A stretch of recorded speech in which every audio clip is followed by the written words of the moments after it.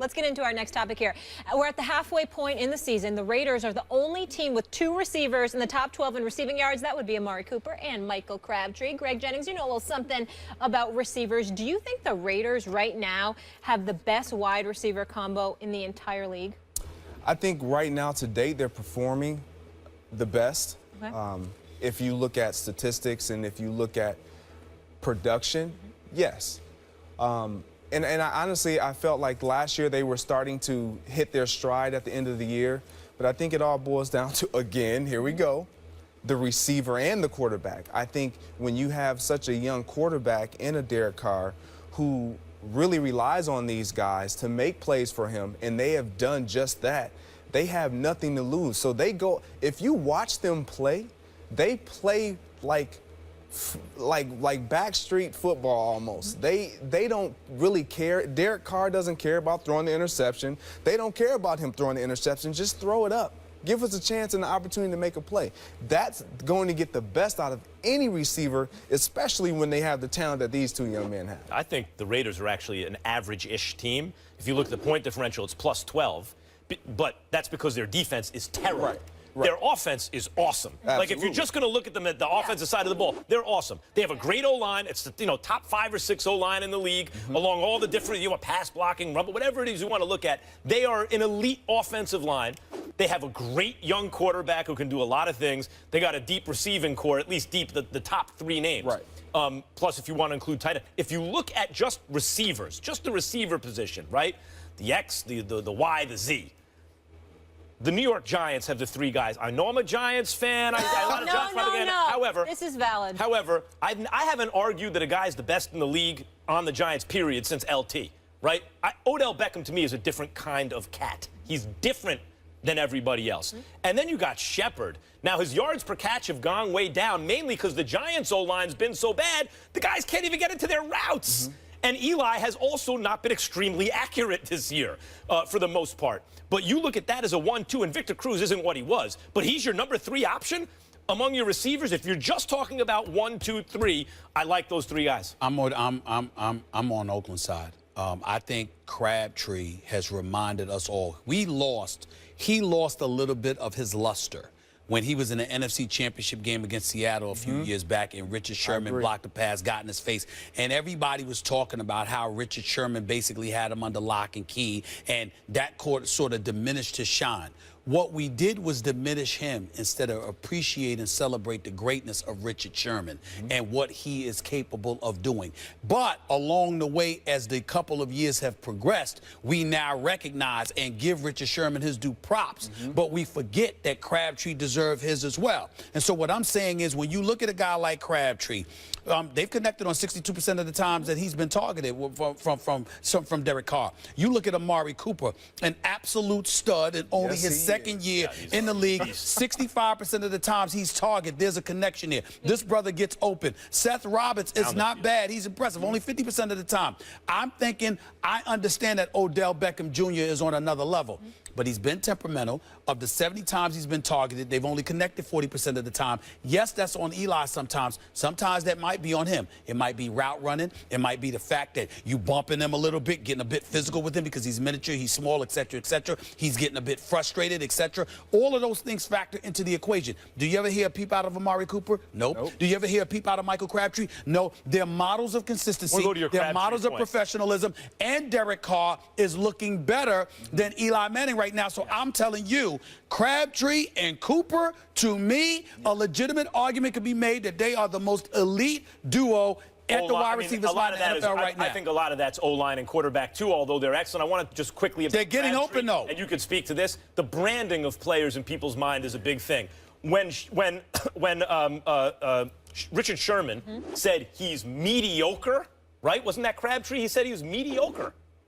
That diminished him in a lot of people's minds. Crabtree was a big deal coming out.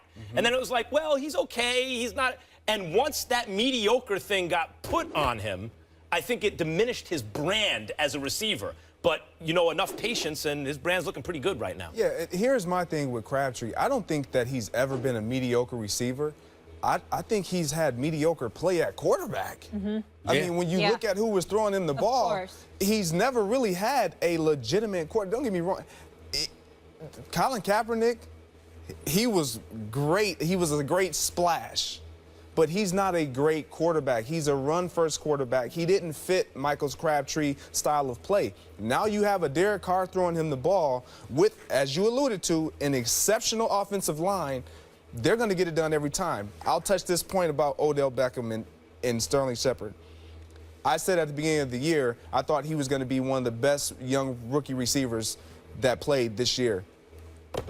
With having said that, I think Odell, he's when you look at leveling out the playing fields and balancing each other out, he's carrying so much load and so much weight. He's getting so much attention and so many more opportunities that we only see Odell. No one really sees Sterling Shepard. But when you look on the other side and you see Oakland, you see Amari, you see Michael, you see these guys like back and forth, and that's when you're balanced. That's when your quarterback. Man, I have salt, pepper. I can dish it anywhere. And it's not just that, Greg. I think people are making the mistake of assuming it's just your offensive line. It's not like Derek Carr is sitting in the pocket taking pictures and calling this woman and all this. Listen, these dudes are getting open. Absolutely. They're getting open. I like this debate. It's a good one, but Giants have no time to get open, but all right. It's a toss-up. We'll leave it there. That changes. It's the First Take Your Take viewer contest, and you can win a chance to debate Stephen A. and Max right here on national television. All you have to do is go to firsttakeyourtake.com, upload a 1-minute video with your best original sports debate. Keep it clean, plus no music, team logos, trademarks, or copyright material. 2 winners will be selected by our show staff, so get to work.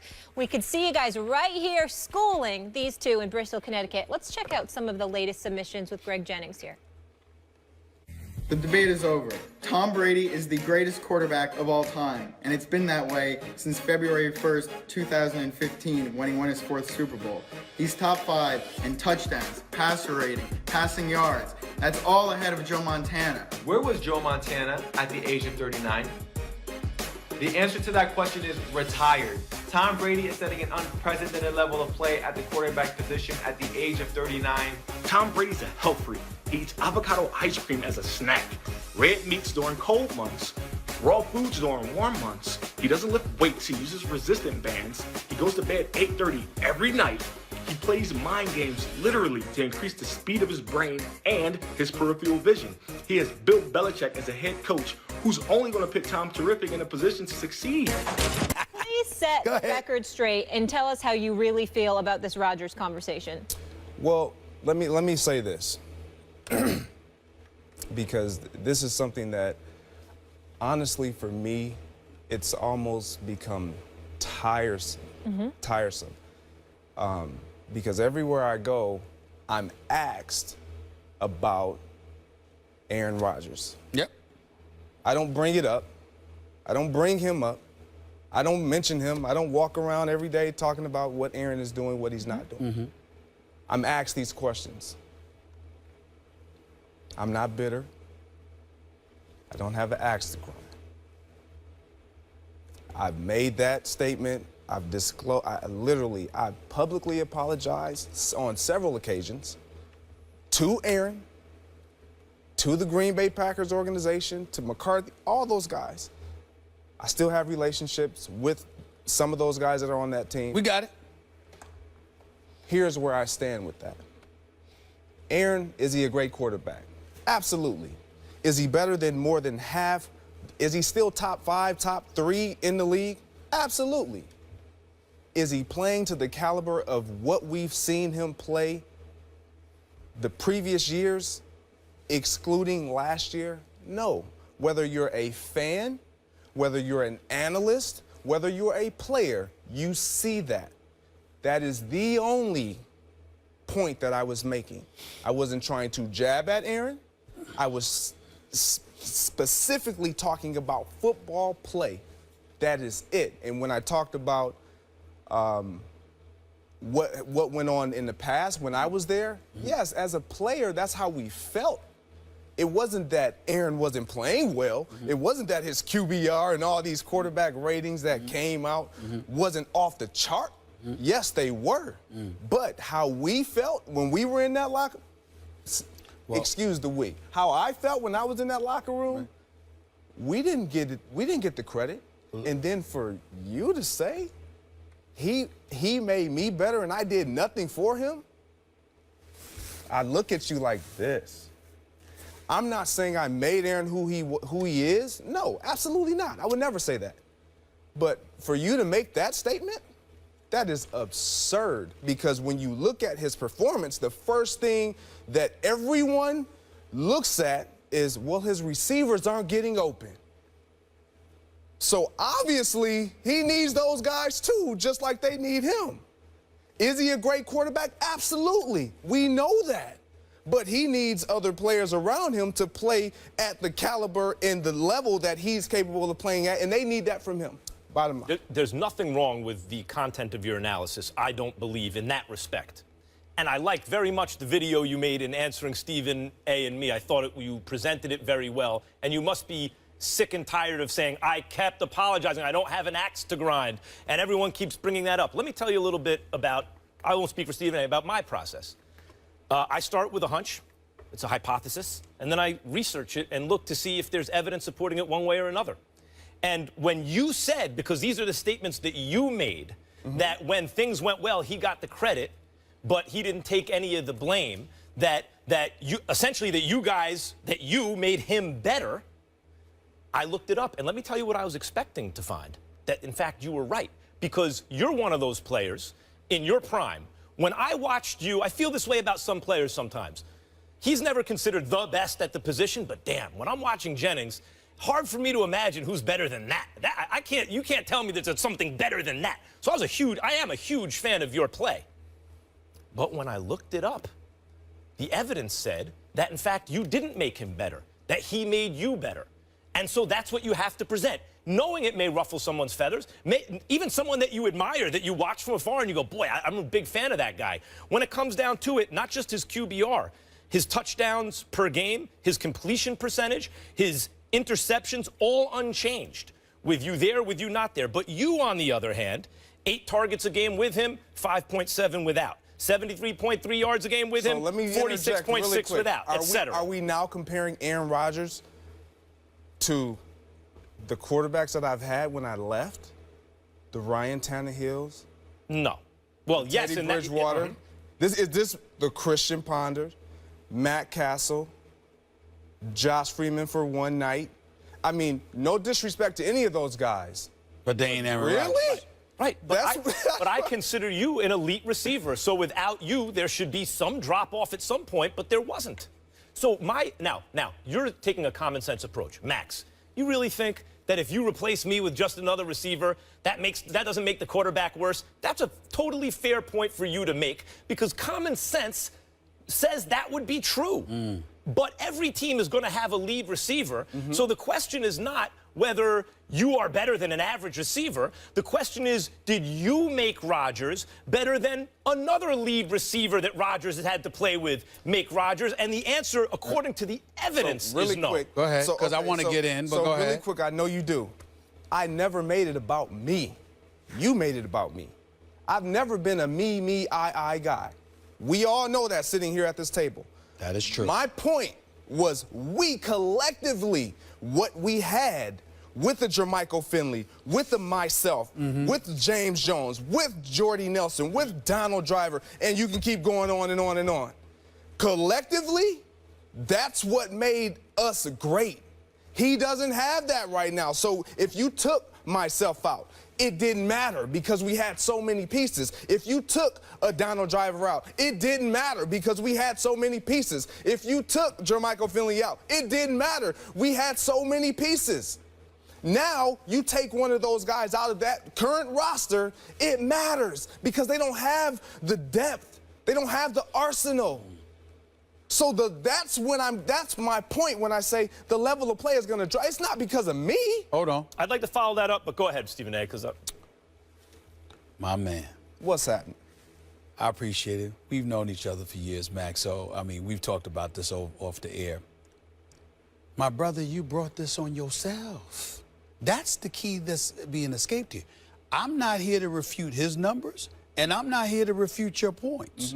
But you did bring this on yourself. Let me tell you how. when I pose the question, I give an honest answer? No, that's not where I'm going. Okay, go ahead. Because I have no problem with the question, nor do I have a problem with the answer that you gave, because it was accurate about Aaron Rodgers this year. Right. But when you alluded to the past, by virtue of bringing up the past, we have to go to your past. Not statistically, because we know you could ball. We know that you were an all-pro playing with that man. Like you said, he could throw the ball all day, but if a brother ain't getting open, what good does it do? Right. Fair enough. Here's the problem. You went to Minnesota. A, you didn't necessarily have to leave. B, and more importantly, when you got there, what did Leslie Frazier feel the need to talk to you about when he was a head coach? When I was bitter. Well, that's what I'm saying. Okay. So what I'm saying is that when you brought up the past, I'm not saying because you're a class act and we know that you apologize and all of that other stuff. Ain't nobody going there. I'm simply saying that when you bring up the past, then we got to harken back to what you said when you left. And so if we're looking at it from that perspective, even though you apologize and even though you make very valid points about the present day, the reality is that you were coming across as saying, look, y'all, Aaron Rodgers could ball, but damn, y'all giving him entirely too much credit. And we're like, wait a minute. You already apologized for alluding to that in the past. Had you not apologized and you stuck to that, we wouldn't have had anywhere to go. But you what said... I apologized about was how I came off. The things that I said about leadership, all those different... Well, those are intangible. Those are the important components of a quarterback right. now. But I've never said that those weren't true. Those weren't my feelings. I apologize in the manner of which I said them because where I was I angry? Was I bitter? Yes. Do you two know why? No, because yes, you weren't inside that locker room. I'm saying you told me. You told me why. I would like to That's why I know, because you told me. Okay. One of the things about being like an analyst now, right, who can work on TV, but also very recently being a top flight player, is that you will be judged not only as when you bring up your experiences with these guys, your play will be judged, as I did when I tried to, give you the analysis of how you were and how he was without you guys. Now, you can always counter with, well, you weren't privy to what was going on behind the scenes. But as an analyst, you can't just leave it there. You then have to fill us in on the details, or else, we're just supposed to accept your representation. I'll go a step further. When you talk about Aaron Rodgers and you talk about how he had to have some cats, all right, and whether it was you or anybody else, it was all of y'all there. Let's hold on. Let's keep this in mind. Behind the scenes. I'm saying, but let's keep this in mind. Got a minute. Now, what's Jordy Nelson doing? He ain't the same. Randall Cobb elevated to that number one option. He ain't the same. That's what I'm saying. What happened behind the scenes that you're talking about? That's getting into the whole political Donald Trump. I understand. No, we don't do that. That's what happens in the locker room stays in the locker room. Understood. What I want to do right now. Wait, what are Can you we have saying? a gist of what occurred, though, to even defend yourself? Did you guys ever hear Aaron Rodgers say, I want to keep Greg here? No. Okay, so as playing with him for that many years, that hurt. You didn't have loyalty. No fan looks at that. That's a very hurt. That's a T.O. Donovan McNabb comparison. I don't care. I don't care who you that are. Feels to us like you're salty. But what I'm saying, no, that was then. That's what I'm saying. So what are you saying about Aaron Rodgers in the locker room? Because that's what you seem to be alluding to without giving us anything. You're just saying accept my representation. What happened? Before the season started, I was asked about Aaron Rodgers because nobody talks about when I talk great about him, and I said he's the best quarterback in the game at the beginning of the season, before the season started. I didn't hear you saying it. I didn't hear nobody saying, oh, Greg saying Aaron Rodgers, he'll take Aaron over Brett. I didn't hear anybody say anything about that because it wasn't news. It wasn't something that was like, oh my goodness. I actually did. But my point, without getting sidetracked. My point right now, what I want to set the record straight on is this. Is Aaron Rodgers a great quarterback? Absolutely. Do I have an axe to grind with Aaron Rodgers? No, I do not. To date, because I know him and I see the play that everybody else is seeing. Has he played to the level that we are accustomed to seeing? Greg, no. real quick, we have to go to break, but is it fair to say that you were salty at the time because you didn't see loyalty from your man that you played with all those years and he didn't fight for you? Absolutely, I said that.